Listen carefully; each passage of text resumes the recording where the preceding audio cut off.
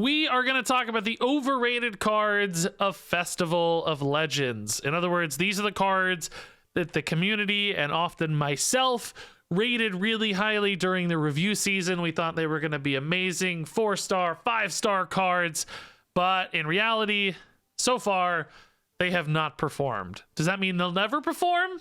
Maybe, sometimes, but not always. They may just be lying in wait for the right synergies to unlock. But for now, so far, these have been underrated. And we're going to start here at the bottom. The least overrated of this video, but still very, very overrated, is Bone Shredder for Death Knight. This one was rated at 4.6 stars from community ratings. That was good for 10th best, or tied among a few other 4.6 star cards, but tied for the 10th best card in the entire expansion by rating. In reality, throughout the expansion release period so far, Bone Shredder has been in 0.5% of all decks, which is 96th place.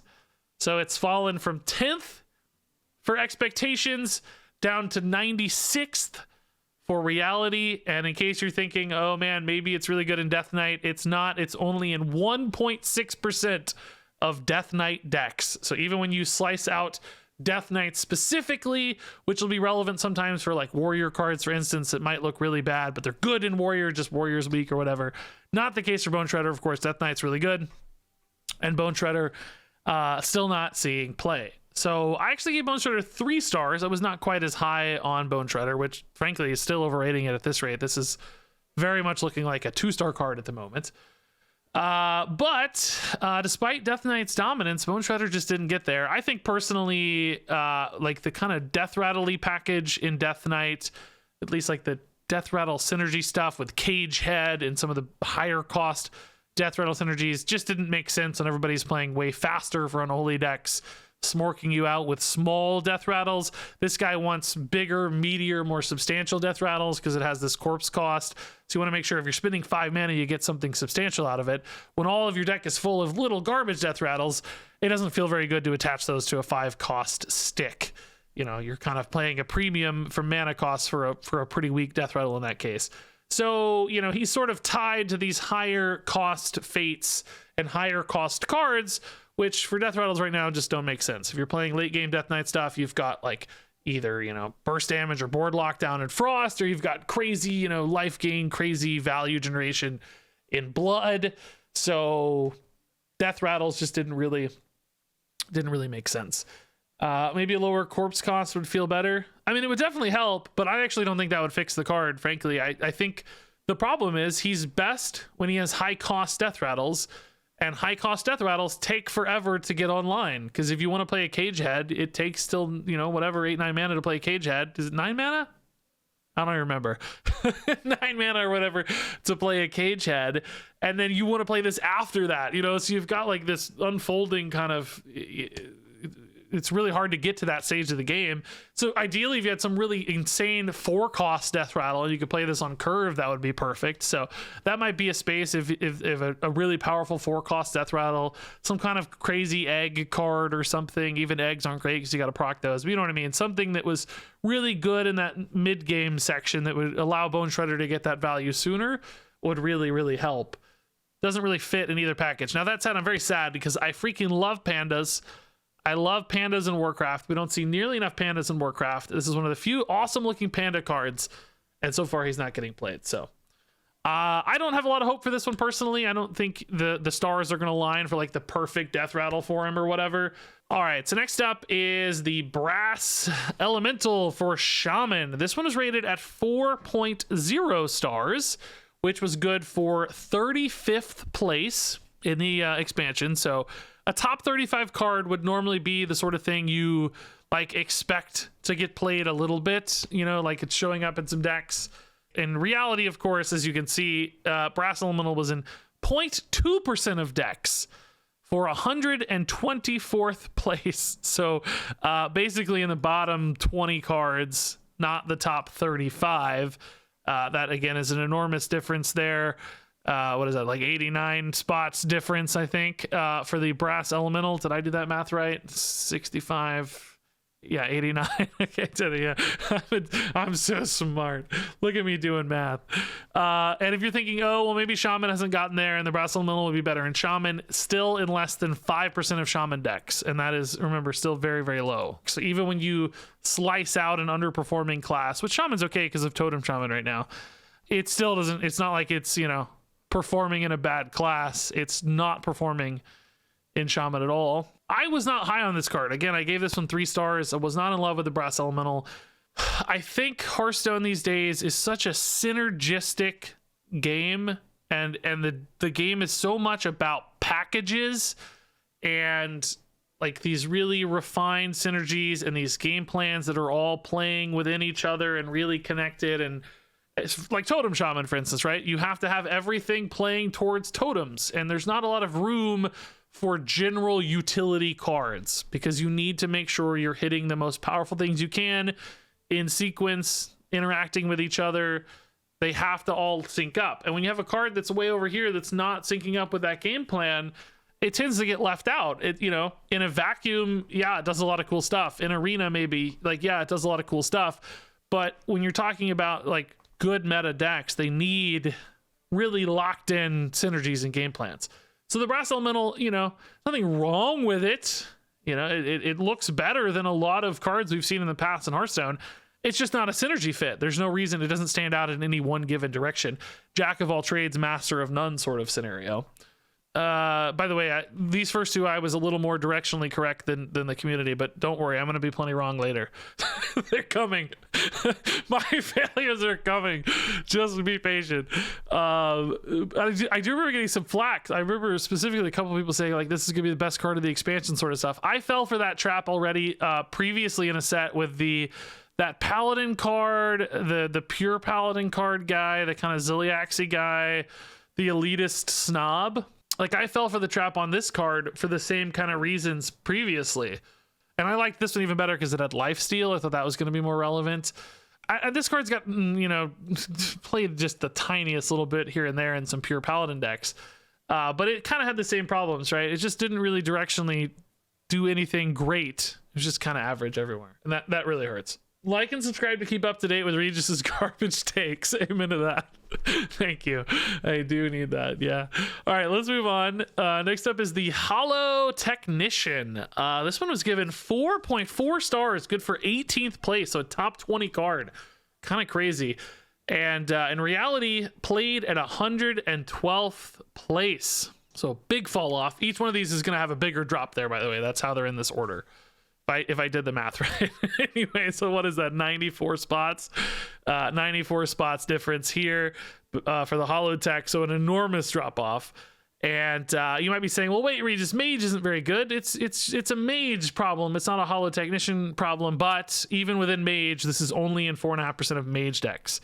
So even the Mage decks that are out there are abandoning Hollow Technician. Still not even playing this card. And I gave this one 2 stars. I really didn't like the Hollow Tech. I was really surprised so many people did. Even actually going back and looking at the data, I was kind of surprised this one got highly rated. I remember getting a little pushback on YouTube for this one, but I was surprised it was a top 20 card by rating. I really still don't know why people like it. Even now, I'm not sure I can explain it. I think people love the idea of removal and... You know, technically this could be great removal, right? It's like, oh man, this could be so efficient. I can wipe out an entire board with an arcane explosion or whatever, you know. And it probably feels efficient, but the problem with this kind of removal historically in Hearthstone is that when you have to bundle multiple cards into a single removal, it gets harder and harder for that to be good. Now, of course, we've had cases of that in the past, like Equality Consecration, that have gotten there, but this has this like extra condition built on it. So not only you have to have the setup, much like Equality, and not only do you have to have the activator, whatever your 1 damage card is, it's hero power, it's a, you know, arcane missiles, arcane explosion or whatever, but you also have the condition because you have the exactly 1 damage. So it's not like any damage works with something like Equality. It loses that kind of backup plan, that redundancy that other removal cards might have access to. So in many cases, you want all-in-one removal. You want more redundant removal. Sometimes Equality is great when you can just run in small minions. You don't have to have the Consecration. Sometimes Consecration's great because you just want to clear a board of 2/2s. Hollow Technician on his own, It's like, okay, I got 1 hero power. That's 5 mana to remove a single card. That kind of makes this like a Vile Spine Slayer, which is, you know, a good card 5 years ago or whatever, right? But doesn't really keep up today. So it's like this expensive overhead. It's this conditionality. It's a limitation, and it's symmetrical. If this sticks around on board, your opponent can do it back to you. They can also kill your stuff for 1 damage. So it's got this fall off too, or it's actually kind of risky to play this sometimes. Oh wait, they're just going to trade a 1/1 rush minion into my holotech, and now it's dead, right?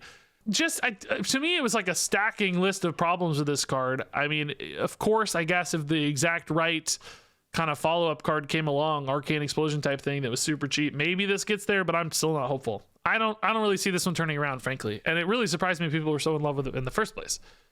So moving on, we have Going Down Swinging. So this one got 4.1 stars, good for top 30. It's in only 0.2% of decks. That's 124th. So big fall off there. 95 spots looks like. It's in less than 2% of Demon Hunter decks. As we know, there's been some really good Demon Hunter decks this expansion. Going Down Swinging has not been featured prominently in those, very rarely seen, despite the class's strengths. And apparently I gave this one 4 stars. I'm going to be honest, I don't remember giving this 4 stars. I thought I did not like it. I thought I remembered people yelling at me for not liking it, but I don't know. I have a spreadsheet tracking my scores. I trust my guy. He said it's 4 stars, so I believe it. I need to go back and watch the video. So I'm going to have a hard time explaining why I gave this one 4 stars or why the community gave it 4 stars. I think, you know, the idea of having a board clear that also allows you to go face is kind of nice. I think I remember comparing this to Blade Dance a little bit, how Blade Dance used to be an awesome card because you could build up your weapon and then use it to clear a bunch of minions and ignore the board more or less, you know, functionally just wiping it out, and then still pushing pressure, which is something Demon Hunter likes to do. And this card is kind of in that same mold. You build up your hero attack and then you just wipe out the board and still create a ton of pressure. And that kind of made sense. The challenge, of course, with something like Going Down Swinging is it's so expensive that it's hard to support it in the same turn. You have to play a bunch of attack cards with it to get it big enough to be a sufficient board clear. That's just too late often. Alternatively, if you had a weapon that you could pre-equip for your Going Down Swinging so that it was big enough, kind of like with Blade Dance, the problem is it eats the durability of the weapon as it's attacking. So your first couple hits are good, and then, you know, your weapon dies, and you don't do much against the rest of the board. So it's functionally got these limitations that probably all boil down to it feeling really expensive. So I don't know, this might need a higher base attack value or a lower cost to make this feel better on average, because the +2 is just not good enough against most modern Hearthstone boards. There's so many like 3 health stuff, 3 3s out there, or more, of course, that this just has a hard time keeping up. So I don't see this one changing without a buff. I think this is going to need some help. That said, Demon Hunter doesn't really need buffs elsewhere. They're really strong class. You guys are saying some good stuff, by the way. I know I'm not like reading it much. My apologies. I'm happy to have you in the background, though. People are going to enjoy reading your comments, so don't feel bad if I'm not engaging with you. You'll get plenty of love. All right, so next up is Starlight Groove, another one of the legendary spells. And by the way, the legendary spells have been pretty bad on average. Like the Festival of Legends legendary spells, barely any get played. They're just very weak on average. Now that means some of them were rated highly and are on this list. Others were rated poorly and won't appear on this list, but still don't get played much. That's it. Starlight Groove, 4.8 stars, tied. It was tied for the highest rating in the entire expansion. People freaking loved this card. They thought it's gonna be nuts, which honestly surprised me a little, but I do remember a lot of love around it. In reality, it's only a 0.4% of decks, or 98th place. So that's a drop off of 97 spots. It's only in 4% of Paladin decks, so even in Paladin, not a lot of love here for the Starlight Groove. That means 96% of Paladin decks are saying, no, thank you. Not good enough for me. Of course, that makes sense right now because Paladin is a much more aggressive class, playing, you know, mechs on board, early bodies, and this is more of a late game oriented card, more of a survivability card, a defensive card. Does have some Divine Shield synergies to explore there, but ultimately a slower defensive sort of play, and Paladin is currently abandoning that. That said, there have been some big paladins getting played, not at a crazy rate, but it looks like to me big paladin is 10% of paladin decks. So even in something like a big paladin, it still is not making the cut in many cases. Most cases. It's just not good enough, right? And I gave this 4 stars. I liked it fine too. I liked it pretty well, as I recall. You know, I think we made some comparisons to like Bulwark of Azeroth sort of thing. You know, it's kind of spread out instead of all at once, which had some upsides and downsides. But ultimately, I think there's just too many small instances of damage in Hearthstone, particularly these days, where this does much. Like, it usually saves you 1 or 2 health or something at most every other turn, or, you know, it could technically be every turn, but, you know, not always. You're not always going to have the holy spells to reactivate it on time. Basically, you kind of spend 3 mana and you have to commit all of these extra, you know, time and energy and resources into maintaining it, and at the end of the day it maybe heals you like 8 health that's super spread out over a game, and it's like, well, shoot, 3 mana for 8 health, that's not great. that's healing touch from 2014, you know what I mean? So there are obviously instances where it eats an 8/8 or something and it feels much better, but it's hard to line those up. That's not exactly what the meta looks like. So yeah, I don't know, man. This could get better as metas shift, as more big minions are into the meta. You know, if there's a bunch of 5/5s hitting you instead of 1/1s, it gets better perhaps, but I still have some hesitations about this one. It probably needs a more cohesive control paladin package around it with a lot of holy synergies that make it feel worth it, because otherwise it's just going to be it's going to be hard for it to get there. So yeah, this looks drastically overrated so far, but actually not the most overrated. So this is Guitar Soloist. This one was only rated 3.9 stars. This is one of the rare instances in these videos where I actually rated a card higher than the community did. That was still good for a top 40 spot. That's funny, 3.9 is 39th place. In reality, this is 141st place. So this is one of the least played cards of the entire expansion. I think we have 145 cards. So it's in the bottom 5, basically. Now, I know there's a pretty good argument that like something falling from 1st to 98 is a more significant overrating than something falling from 39th to 141st. I actually agree with you. I'm just doing it in numerical order to have an order. Doesn't really matter. It's all made up anyway. So get over it if that bothers you. So that's not a real card, is it? No, it's a real card. I promise. I was there when this got revealed to the world. Anyway, it's in 0.03% of decks, only 0.4% of Demon Hunters. So Demon Hunter is completely throwing this in the garbage. And this card kind of blows my mind. Like, listen, I recognize that it's not very good, and that in and of itself is not mind blowing. You know, seeing it in action now, I get it. But thinking about like the history of Hearthstone, to think that a card that is a 5 mana 4/3 that draws you 3 cards and they're 3 specific tutors as well, where you get this great mix of stuff from your deck. To think that this isn't good blows my mind. It just absolutely blows my mind that a card like this is not competitive in modern day Hearthstone. That I think is a great point in chat, that it's probably because it's in Demon Hunter, and Demon Hunter has access to so much incredibly good card draw already. They're just cycling through so many cards and doing so many awesome things that having to spend this much and having this conditionality with the soloist aspect with no other minions is just not worth it for them. They have so many great luxuries of card draw that this feels like a waste. We have seen things like Gorlock Ravager played in other decks, like control decks running Gorlock just to give them card draw and meat. And, you know, they find a mix of Murlocs to roll with the Gorlock, or some amalgams or whatever. So we know this shape of card is playable. The 5 mana 4/3 draw 3. There's also been the infuse guy that's in a similar spot, the 5 mana 3/5 guy. So we know it's playable. I think it's just a class fit problem, and Demon Hunter has way better options, so they don't need something like this. So if you took this and put it in a lot of other classes, I suspect this card would be great and would see a lot of play. But in Demon Hunter specifically, it just does not get there. Number 2 most overrated card is the Harmonica Soloist. This was rated at 4.2 stars for 22nd place, almost top 20. Falls to 128th only in 3.2% of Hunter decks. I gave the Soloist 3 stars. I actually thought I gave this 4, to be honest. So again, I'm gonna trust the data keeper here.